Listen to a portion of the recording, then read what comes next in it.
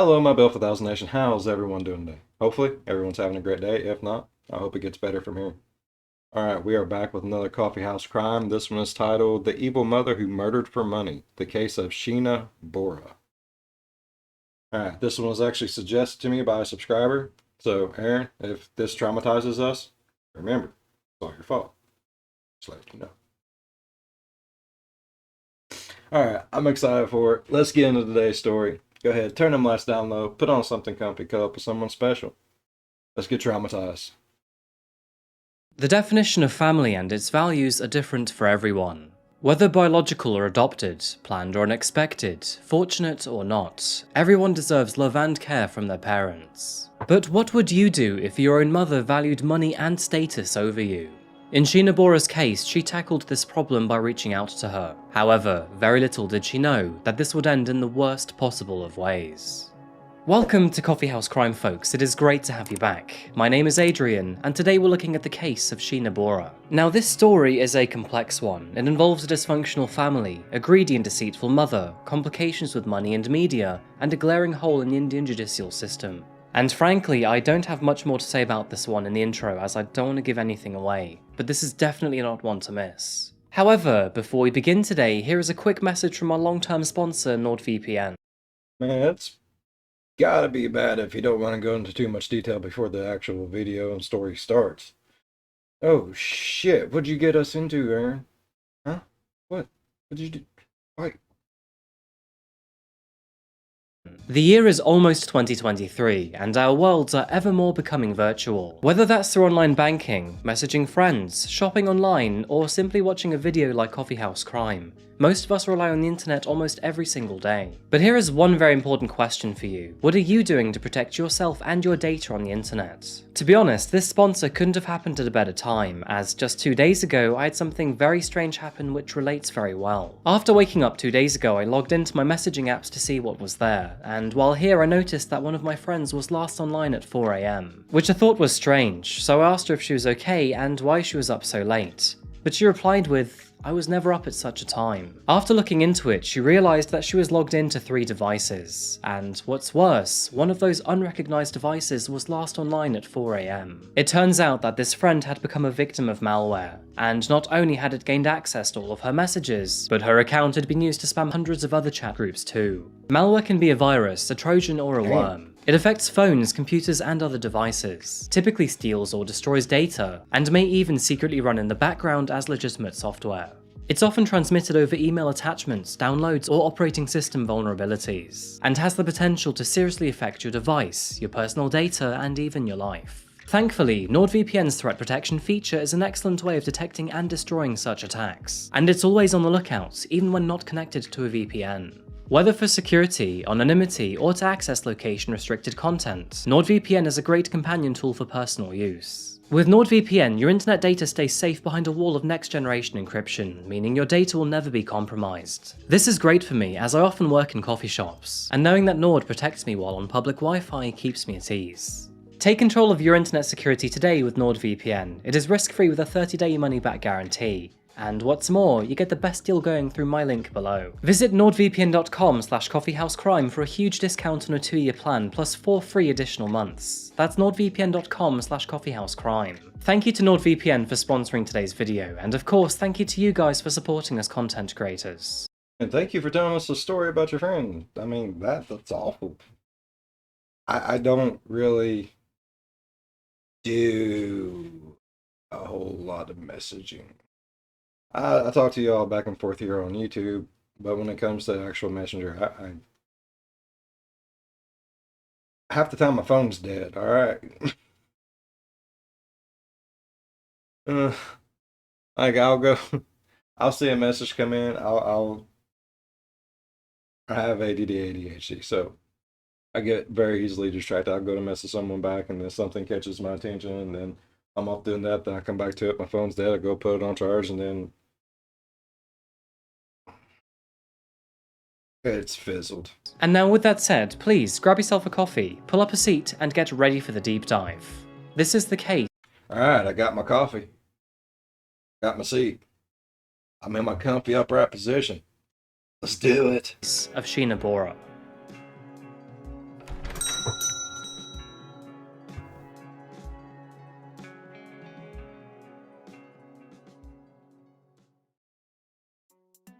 Today we're exploring a country not yet covered here on Coffeehouse Crime. And so, jumping straight in, namaste.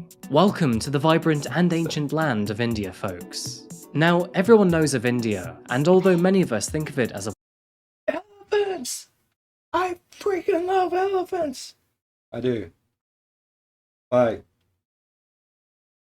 okay, I love all animals, all creatures of the world I love. But I love elephants. They're so cute and huge. I understand they can be ornery, but they're still cute. Also like camels. The hump amazes me. warm and dry country. It has a highly varied ecosystem, which consists of deserts, rainforests, grasslands, and even mountainous tundra. Random fact, and this shouldn't come as a surprise to anyone, but the country also has the largest population of tigers in the world. When it comes to the people of India, there is a lot to say here. But in short, the Yes. I like the big striped kitty too. I hear kitty. Get you some catnip. nation's population Does catnip work on tigers and lions and all that good shit? Like if you're going to be mauled by a tiger and you have like a catnip pouch, you just throw it. Will they go over there and just be like, that way you don't get eaten? I'll be the guinea pig. I will. No, I won't. No. Yeah, no. Yeah, maybe. are extremely friendly Ask me very nicely. and rich in culture, built on the philosophy, theology, and mythology of their predominantly Hindu beliefs. In recent history, religion in India has become more diverse, but this hasn't stopped Hinduism still being the most practiced at roughly 79%. Now, Indian Plus, everything in India is freaking beautiful. I have never personally been, but I've seen pictures. I, I love cultures like that. Like, they take great pride in everything they do, and it's everything you see is just so beautiful. One day, my rich uncle will get out the whorehouse, and I'll be able to go see some of them places. tradition is colourful, vibrant, and full of celebration, and this can be seen from its many festivals right down to its delicious food. Today we're zoning in on India's largest city, Mumbai. As the country's financial centre, And yes, I love Indian food. It's all spicy. I love spicy food. Mumbai is both crucial and affluent for a city, and to add to this, there are several ways it makes big money for the country. It's the heart of the highly profitable Bollywood film industry, and if you haven't watched Drive on Netflix yet, I can't necessarily recommend it, but it's good fun to watch either way. Anyway, located deep within the hustle and Never bustle of watched the it. big city, we find one of today's protagonists, 25-year-old Sheena Bora. Sheena was born on February 11, 1987 to her father, Siddhartha Das, and her mother, Puri Bora, who later on changed her name to Indrani. Her parents met in college at a relatively young age and had 2 children together, this being Sheena and her older brother, Mikhail. But unfortunately, this happened at an age all too early for either of them, and shortly after the birth of their second child, their relationship deteriorated. The two split up not long after Sheena was born, and it's Hate to say it, but it happens. I mean, you see it all the time. Young people get together, they do the naughty naughty. They have a baby, they think they gotta stay together, and it gets drawn out a lot longer than what it needs to be. It happens.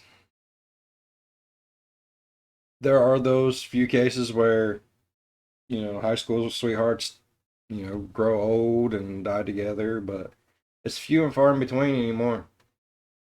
Whoopsie. this happened at an age all too early for either of them, and shortly after the birth of their second I didn't push the wrong button. child, their relationship deteriorated. The two split up not long after Sheena was born, and it's alleged that this was mainly due to a stark contrast in their professional lives. Where Siddhartha had no job at the time, Indrani was extraordinarily ambitious, and had a burning ambition to live a high life in the big city. Despite becoming the Oh. So he was just like, it is what it is. And she's like, no, it's going to be what I say it is. And it just didn't mesh well. It didn't mesh well. That happens though. Like, My poor old lady, she gets so aggravated with me because I am the carefree one in the family. I don't think I am. She does. And she's more of the high strung one in the relationship. And I'm a lot to handle. Yeah, I'm just gonna leave it at that. I'm just a lot to handle. I feel bad for her sometimes. But I'm starting to rub off on her a little bit. She's not as high strung as what she used to be.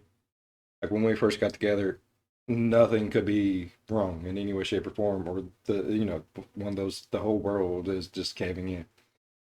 She's loosened those reins up quite a bit. And in retrospect, I have adopted some of her qualities. Like things aggravate me a little bit more than what they used to whenever I was younger. But if you can't,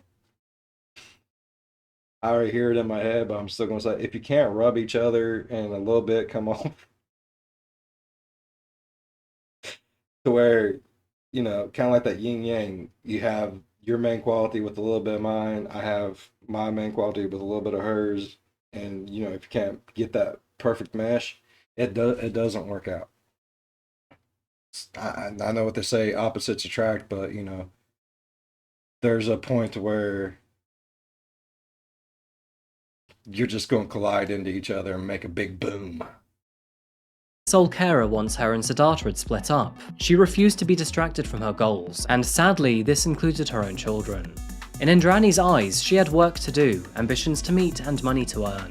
So instead of looking after them, she sent Sheena and her brother away to live with her grandparents in Guwahati, while she moved 1,000 kilometers or 600 miles south. That's shitty. Like, you had these kids, you need to fucking take care of them, bud. Why couldn't the dad step in and take care of him?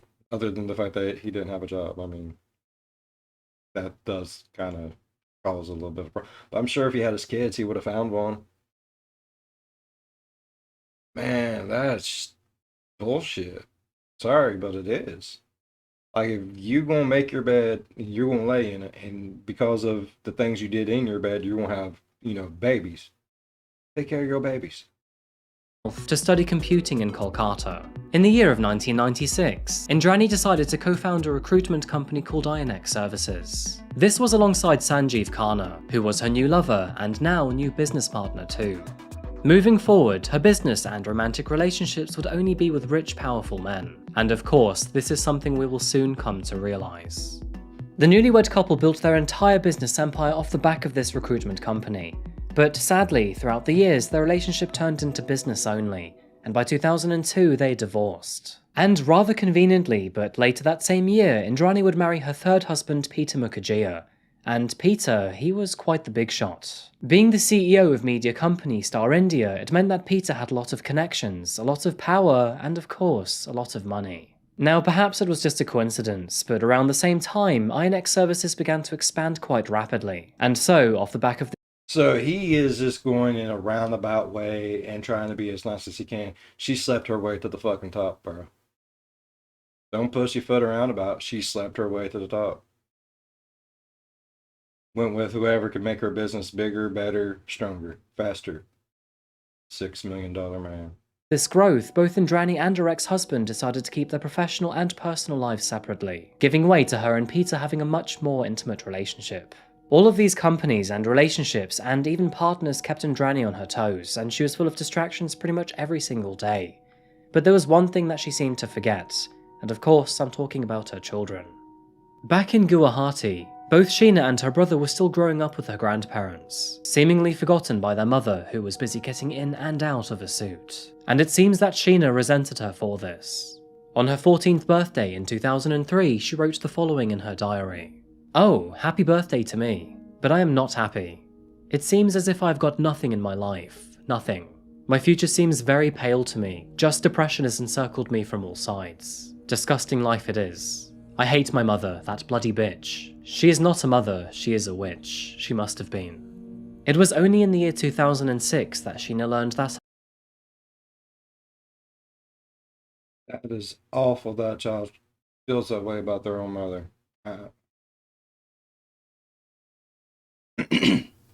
Like, I understand not every parent-child relationship is perfect.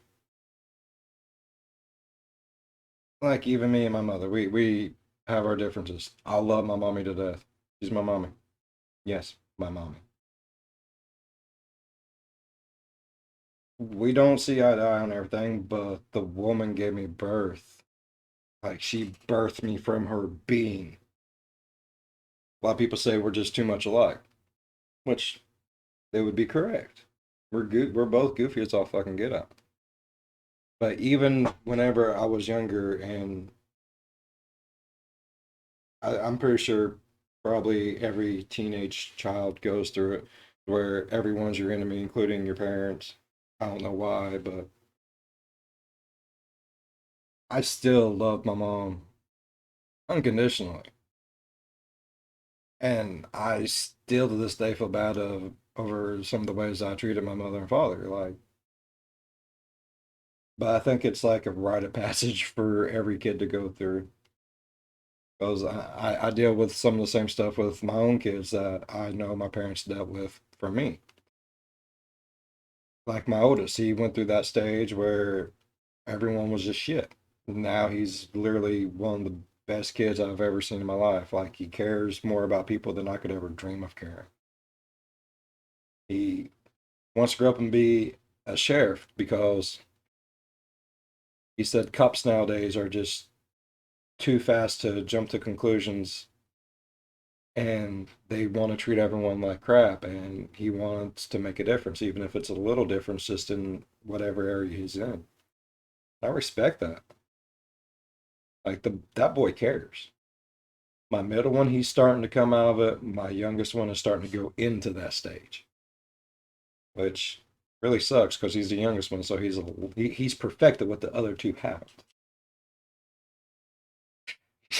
Whew, whew. Her mother now lived on the opposite side of the country in Mumbai, and she had made the move more than 1,600 miles away to run her ever-growing business INX Group. Wanting to pursue higher education, while simultaneously desiring to spend more time with her mother, Sheena made a cunning plan to kill two birds with one stone. And just several months later, she reached out to Indrani to ask if she could live with her while she worked on her bachelor's degree in arts. But the relationship between Indrani and Sheena was very strange at best, and she was only allowed to live with her mother under one strange condition. To everyone in and out of Indrani's world, Sheena would have to introduce herself as the younger sister, and no one was allowed to know the real truth between their relationship. Now, to this day, the reasoning behind this is still unclear, but there are several reasons why this may have been the case. Indrani was now living the high life. Because she didn't want anyone to know she was a mommy and a big old piece of shit that didn't want nothing to do with her kids. I'm sorry, I have no respect for people like that. I really don't.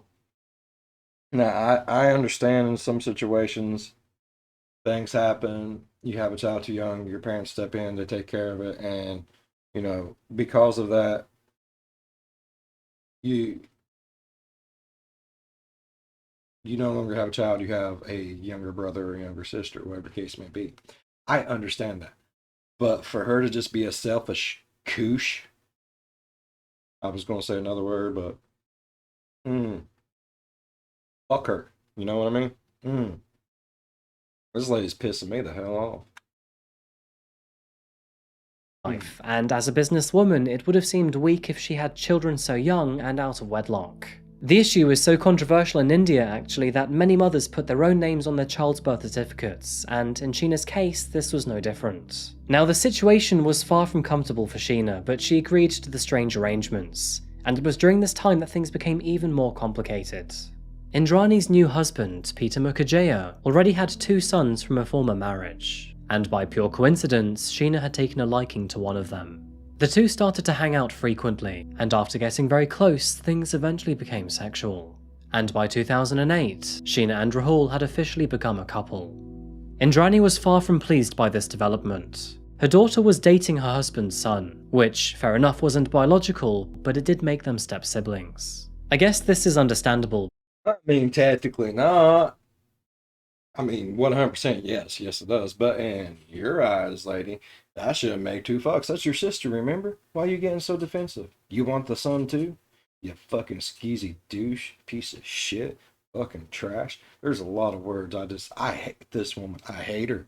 I do. But Indrani saw this as messy and not fitting for her image. And to everyone outside of the loop, both she and her daughter were now in a relationship with a father and son. In protest of the recent news, she sent her daughter back to stay with her grandparents for a while, hoping she would eventually come to her senses and see her side of the situation. But not long after travelling home, Sheena suddenly fell ill, and rather suspiciously, but Indrani made a great effort to supply medicine for her. Now you can probably tell where this is going already, but knowing that Sheena was ill, Rahul sold all that he could to get enough money together and then go visit her. After arriving, he realised that the results were not good, and he was shocked to see how weak and sick she had become. But one of the questions that kept entering his mind was, if she had been administered adequate treatment for so long, then why was she still feeling unwell? Something didn't seem right about this, so Rahul consulted a doctor. And, as it turns out, the medication Indrani had given her was actually a sedative used for treating schizophrenia. After learning of the very confusing news, Sheena quit the medication immediately, and, surprise surprise, her condition improved drastically overnight. Yeah. The revelation sparked a massive change in the family dynamic. So this bitch was trying to kill her own daughter? Like, with antipsychotic medicines? Oh, I hate her even fucking more now. And after Rahul moved her to his own family's home, Sheena made the decision to intentionally grow distant from her mother. Eventually, in 2009, the star-crossed lovers moved into their own apartment in Mumbai, and with time confirming their compatibility, Rahul and Sheena realised how much in love they were with one another. And not only that, but from now on, they would never let Indrani get the better of either of them. By 2011, the couple were now engaged, and no surprise, this was very much to Indrani's dismay. But speaking of which, things were going very well for her too. She was now the CEO of INX Media, a branch of the company she had started. Indrani was now a well-established and successful businesswoman, and boy, did she have the money to prove it. Is this like one of those lipstick on a pig situations? I hate this woman so much. Like, I hate to say that. I don't like to hate anyone, but I hate her. Do you know how many people out there that would love to have a child? Any child, and cannot? And this piece of shit has probably two very amazing children that don't give two fucks about them. And she was literally going out of her way to make her own daughter sicker than what she already fucking was. And I hope this woman gets ran over by a school bus.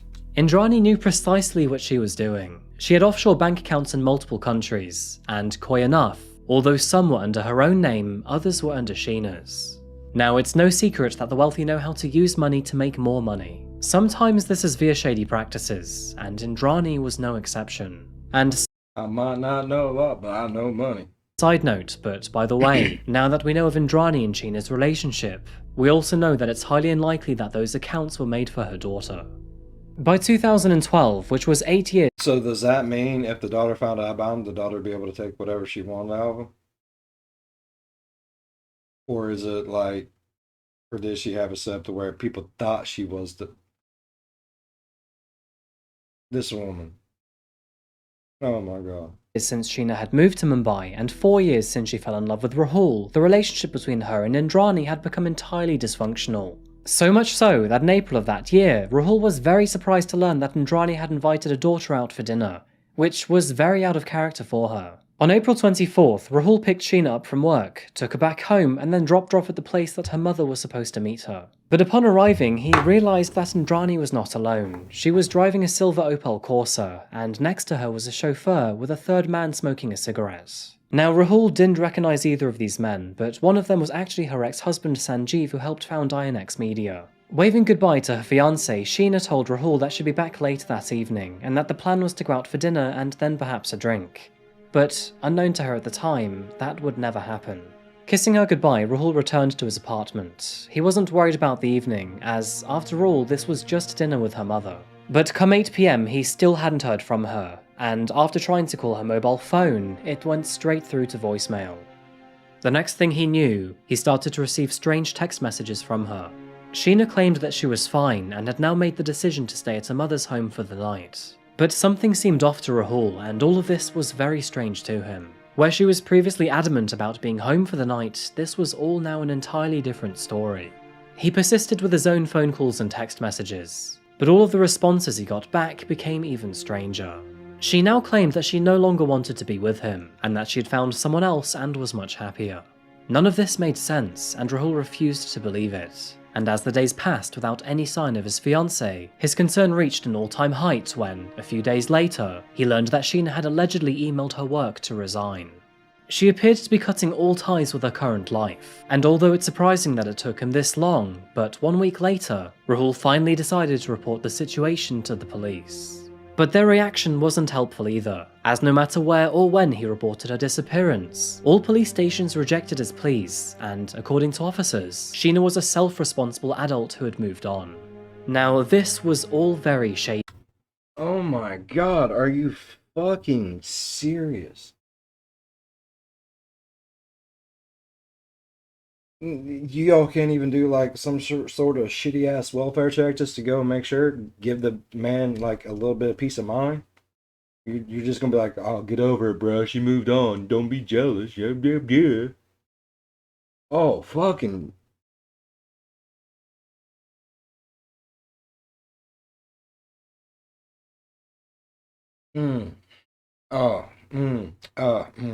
As none of the officers would consider a wellness check on her, let alone try and find her location.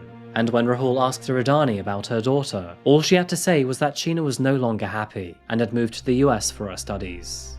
There indeed was nothing that Rahul could do. He loved his fiancée with all of his heart, but she had Just so happened she moved to the United States. Probably thousands of miles away from him. Supposedly.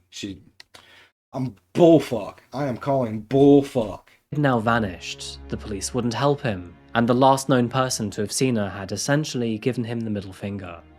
And so, moving forward, weeks turned into months, I would've gave that motherfucker a fist up the ass. and then months into years. And although Rahul stood by with bated breath, he never received a single word from Sheena. No phone calls, no emails, no letters, and no text messages. The suspense was agonizing, and it never seemed to leave him. But Indrani and his father held up to their story, and no matter how many times Rahul tried to reach her, Sheena remained silent.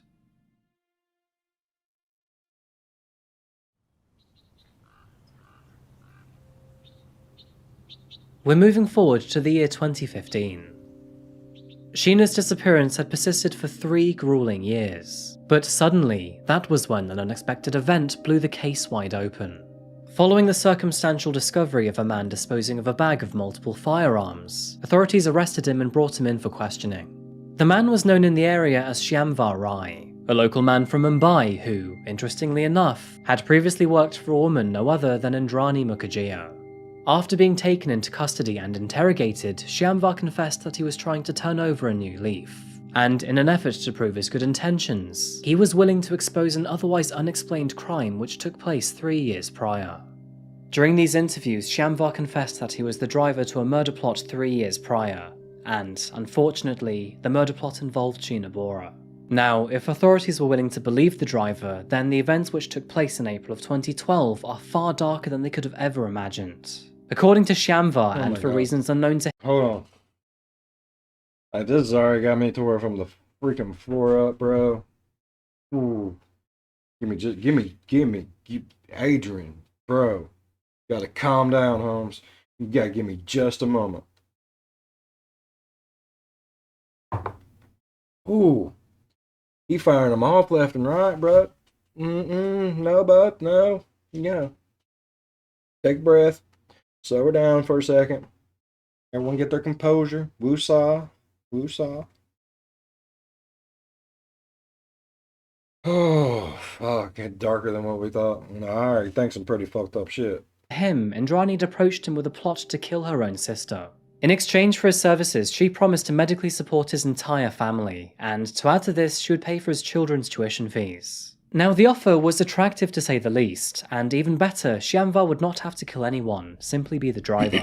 With this simple request changing the lives of his family forever, Shyamvar reluctantly agreed, and just several Skype calls later, I imagine he was in a situation where he couldn't refuse. I mean, medical assistance for his whole family. Kids get to go to school. I mean, that's a pretty sweet pot, and the only thing he's got to do is drive and ignore everything. I mean, that's shitty. Don't get me wrong. That is truly 100% shit on a cracker. But I, I can't say that I don't blame him. Like, Later, a devious plan had been made. He claimed to officers that, on the fateful evening of April 24th, 2012, he, Indrani and Sanjeev picked up Sheena from outside the National College in Mumbai. The young woman got in the back of the car and sat next to her mother, who then offered her a drink as she pulled away, pouring one for herself. After driving for a short period, Sheena began to get drowsy and eventually lost consciousness. And on her mother's word, the driver pulled over in a secluded back alley, where he and her ex-husband joined her in the back of her car. Shyamvar was then told to put his hands over Sheena's mouth, while Sanjeev held her by her hair, and just one moment later, Indrani allegedly throttled her daughter, an action that tragically led to Sheena's murder. Apparently, Indrani then coldly commanded Shyamvar to drive to her apartment in Worli. The trio then placed her body in a duffel bag, drove 60 miles to a small town named Penn, dumped it in a dense part of woodland, doused it in gasoline, and then set it ablaze. And sadly, that is where they then left her, burnt on the forest floor. It was only after Shyamvar's story had finally been told that authorities horrifically realised that Sheena's remains had been discovered over 2 years prior, and only 1 month after her disappearance. Sadly, due to the severe damage caused by the fire, it was almost impossible to identify anyone without an already assumed DNA connection. Moving back to the timeline after Shyamvar's confession, and after 4 days of discreet investigations, authorities oh my God. This woman's fucking the biggest piece of shit I have ever.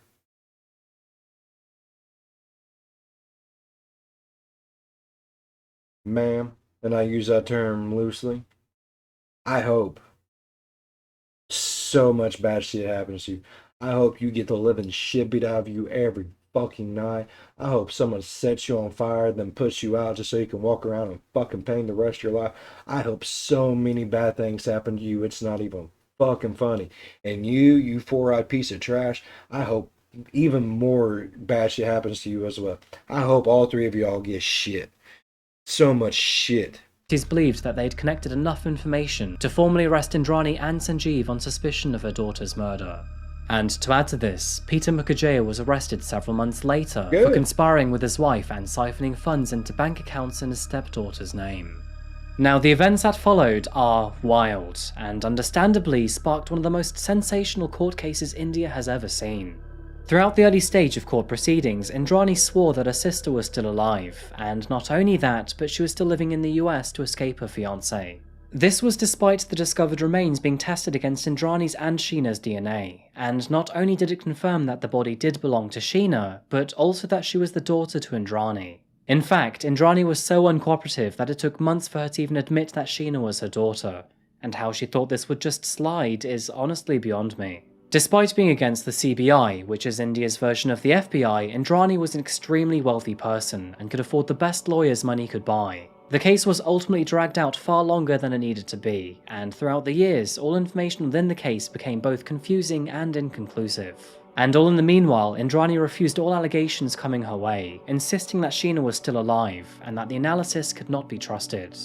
Sadly, the CBI struggled to build a solid case against Indrani, and all information and evidence they had put forward was either contested or passed off as circumstantial.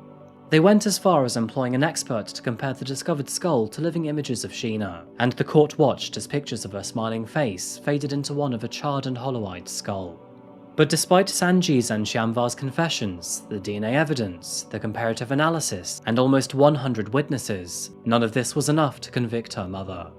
Court proceedings began to fall apart. Are you fucking serious? Please, please, please do not tell me this fucking piece of shit, trash motherfucker gets away with it. Please, please. My brain is not going to be able to handle that.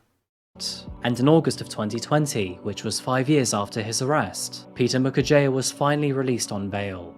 Following this, and after multiple bail attempts, Indrani was eventually released on strict guidelines in May 2022. And even despite their own confessions, Sanjeev and Shyamvar were given the same treatment 2 months later. But despite all 4 suspects being released on bail, how about Rahul? Well, it goes without saying that a partner is always considered a suspect in all murder cases, as around 1 in 5 homicides are committed by the one you hold closest. But throughout questioning, Rahul denied any involvement in Sheena's death. He testified that Indrani had always opposed their relationship, and highlighted that Sheena's half-sister, Vitai, had warned her about her mother's resentment. Over the years of court proceedings, Rahul's character and personal life were targeted and assassinated by Indrani's defense, and even to this day he still gets called in for questioning. Now clearly this is not a healthy way to live, and Rahul constantly fears for his safety, wondering if he'll be framed one day. With Sheena's death happening a decade ago, many of his answers to police are "I don't remember." And sadly, as of the time of this video was published, this is where our case stands, and all of those accused of murder are currently out on bail while the investigation continues. To be honest with you, something doesn't seem right with this case, and I can only imagine that Indrani's wealth and a defense team somehow granted her special treatment. In a usual case scenario, confessions, witnesses, and solid DNA evidence are enough to convict a suspect of murder. Yet here, it all seems, quote, circumstantial. And another strange side note, but to add to this, dozens of surveillance cameras were found to be broken or deactivated over the evening of her murder, which, if you ask me, is totally suspicious. Now saying this feels like deja vu from my previous case, but all individuals in India are innocent until proven guilty. But saying that, you can't deny that the most suspicious individual with the most motive in this case is Indrani. She despised Sheena and Rahul's relationship, had tried to split them apart, and once the two were engaged, upped the ante. There's an obvious motive behind Indrani doing this too. Due to India's default law on wills and death, if she and Peter were to die, and Rahul and Sheena were to marry, their inheritance would be given to them instead of going towards their own daughter Viday. She and Peter also opened several overseas bank accounts in Sheena's name, which, let's be honest, was likely due to tax evasion. So yeah, honestly, there seems to be a lot of strange and shady behaviour here, all centred around money. The only thing we are clear on, for now, is that, despite her mother's claims, Sheena Bora is no longer with us. DNA taken from the body at the crime scene directly matches her DNA, and if she were still alive, then she would have come forward to clear people of her death. Now, there is no doubt that Sheena had a troubled upbringing with her mother, but does that mean that Indrani was heartless enough to take her own daughter's life? Well, according to her, apparently not, and even still, to this very day, she is adamant that Sheena is still out there in a foreign country, living a happy and peaceful life. Just like my former video on Simone Strobel, but it seems like with this case, only time will tell. And this one in particular reeks of corruption, strange twists and turns. Sheena never deserved the treatment she received from her mother, and it's a real shame that the woman who was supposed to love her the very most was instead occupied with money and greed. Hopefully one day we'll find out what happened to Sheena Bora, and if that information ever comes to light, I'll be sure to let you know as soon as I can. Anyway folks, that just about does it for today's video. Thank you so much.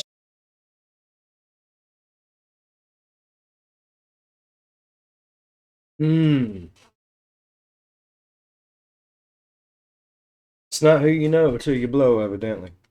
Fuck that. No. Motherfucker needs shot in the fucking face. All of them fucking do. I don't give a shit. I don't care if it's right. I don't care if it's wrong. They all need shot in the fucking face. Oh my god.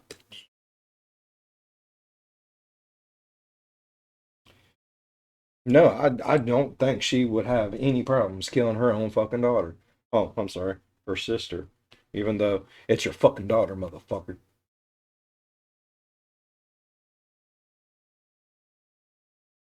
And everyone's just out walking around like it's all what the fuck ever. Ooh.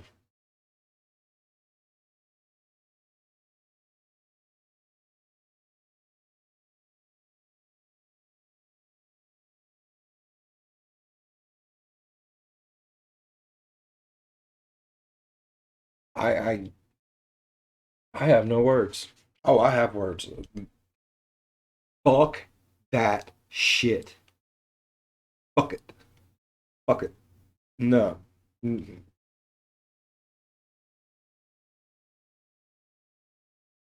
Mysteriously, all the cameras were broke or down. Mysteriously this, mysteriously that. You're gonna have fucking confessions, but it's what the fuck ever. This stupid ass motherfucker doesn't even give a fuck about her own daughter. Going around telling everyone it's her fucking sister, and you think she gives two fucks? She ain't had a damn thing to do with it, and fucking the whole time it's been alive, more than likely.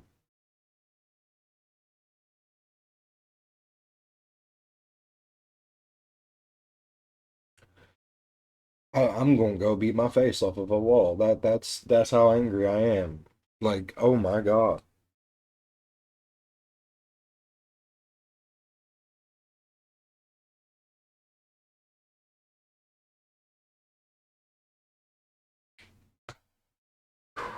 All right. If this video pissed any of you all off as much as it pissed me off, leave a thumbs up. Let me know just how angry you all are. And also, down in the comments, let me know if y'all think that motherfucker did it. If you disagree, let me know. If you agree 100% that she's a piece of shit and she needs to be shot in the face, let me know. So many people in the world who cannot have kids, want kids, and would be an amazing parent, and that poor baby had to be born into the care of a fucking monster that didn't give two fucks. All right, I'm done. I'm done. If y'all enjoyed today's video, please leave a thumbs up. If you're a fan of the spooky, scary, strange, deranged things that just make you want to rip your own face off, throw it halfway across the world, think about subscribing. We'll do it together. As always, be good to one another. I'll see you in the next one. Bye bye. This is so fucked up. Hey, but bright side, bright side. I didn't pick the video, so I cannot be blamed for the trauma that we just went through. There's always a silver lining around dark clouds. I think that's how it goes. I'm leaving. Bye.